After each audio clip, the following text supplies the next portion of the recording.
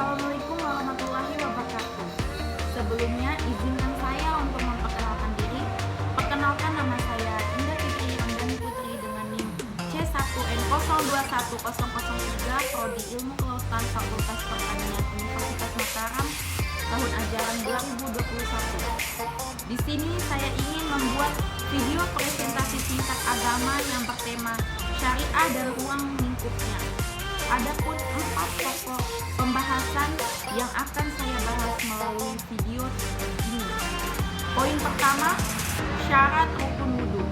Poin kedua, hal yang membatalkan rukun wudhu menurut imam 4 mazhab seperti Hanafi, Maliki, Syafi'i, dan Hambali.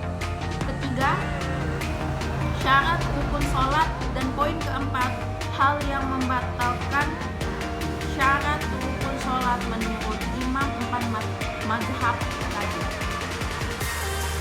Saya akan membahas satu persatu dulu. Pada poin pertama, syarat rukun wudhu. Adapun beberapa syarat rukun wudhu yang dimulai dengan niat.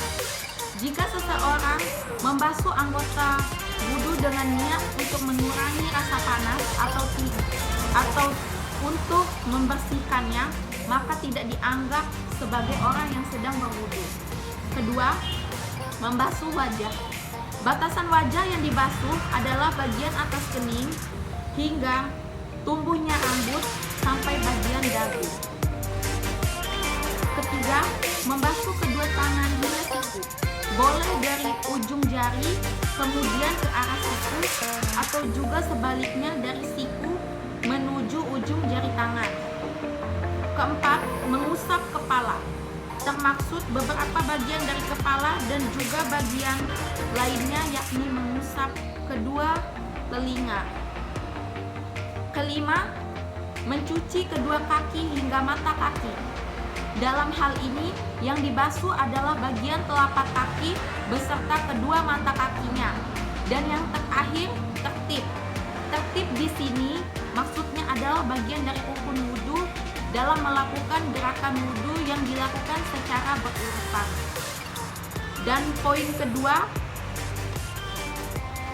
adapun perbedaan-perbedaan pendapat yang bertentangan mengenai hal yang membatalkan rukun wudhu menurut imam 4 mazhab tersebut. Seperti Imam Hanafi berpendapat bahwa ada 3 hal yang dapat membatalkan wudhu, seperti sesuatu yang keluar dari kubul dan dubur. Yang kedua, menyentuh kemaluan, dan ketiga, tidur. Dari pendapat Imam Hanafi tersebut, Imam Maliki, Syafi'i, dan Hambali juga berpendapat sama seperti Imam Hanafi, tetapi ada penambahan, yaitu menyentuh kemaluan. Dan poin ketiga, adapun beberapa syarat-syarat sah sholat dan rukun sholat, yaitu yang pertama, beragama Islam, harus beragama Islam. Yang kedua, sudah balik. Yang ketiga, berakal sehat atau tidak gila. Yang keempat, suci dari hadas dan najis. Yang kelima, menghadap kiblat. Yang keenam, mengetahui masuknya waktu sholat.